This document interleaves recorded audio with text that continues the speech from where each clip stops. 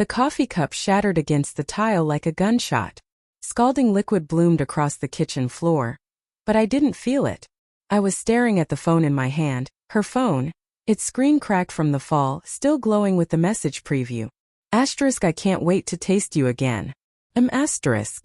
Friday, she pressed her lips to my temple while I pretended to sleep, whispering, I love you more than air.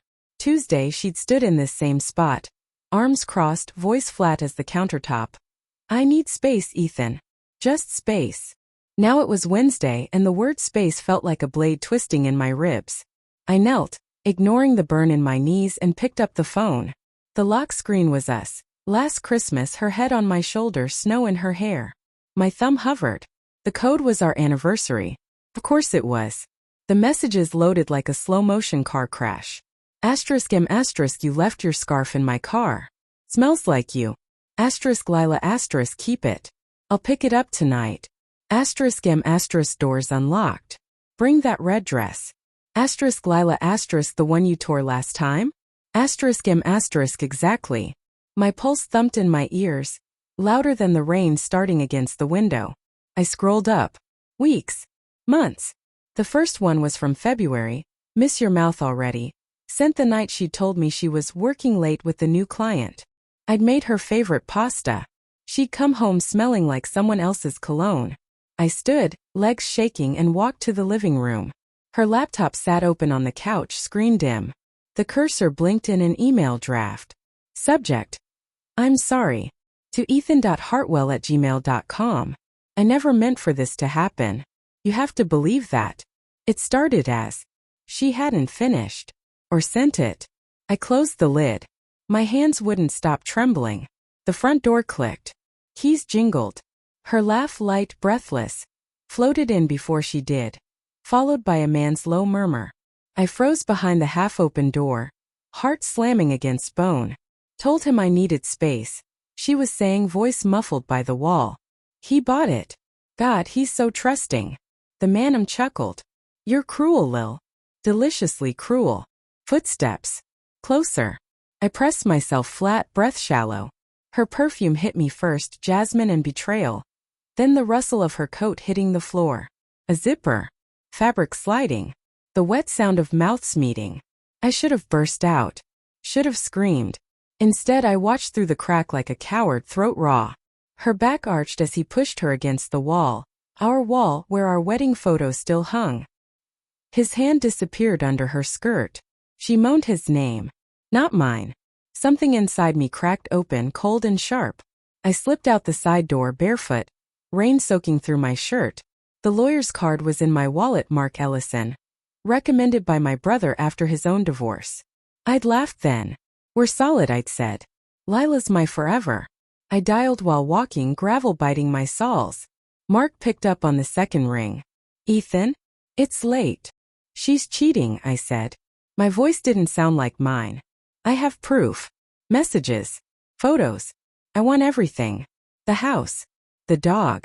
Alimony if I can get it. A pause. You sure? Once we start. I'm sure. I stopped under a street lamp, rain streaking down my face. She's in there with him now. Mark exhaled. Meet me at the office. Bring the phone. I turned back. The house glowed warm through the windows, a lie of domestic bliss. I crept to the side gate, heart hammering. Through the glass I saw them, her legs wrapped around his waist, his mouth on her neck. She laughed again, the sound I used to live for, now a knife. I raised her phone, still unlocked, and snapped a photo. The flash lit the room like lightning. They froze. Her eyes met mine through the glass. Ethan. Her voice cracked. I smiled, slow and terrible. Hi, honey. Welcome home. She stumbled back, skirt twisted, face draining of color. The man, tall, dark hair, expensive watch, swore and fumbled for his pants. I stepped inside, dripping on the hardwood. You said you needed space, I told her, holding up the phone. Here's some. Permanently. Ethan, wait. She reached for me, but I stepped back. Her hand hung in the air, trembling. The man grabbed his shirt.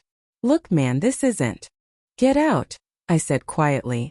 Before I call the police and tell them you assaulted my wife on our property. He hesitated, then bolted.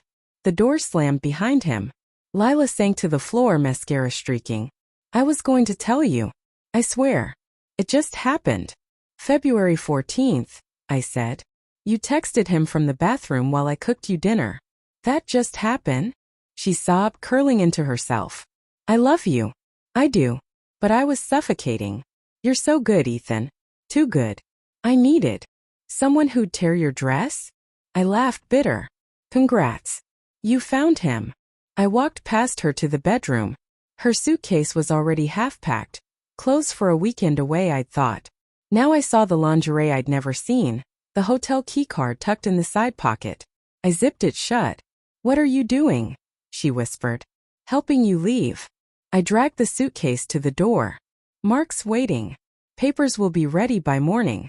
You can sign them at the motel with what's his name. Ethan, please. She crawled after me, grabbing my ankle.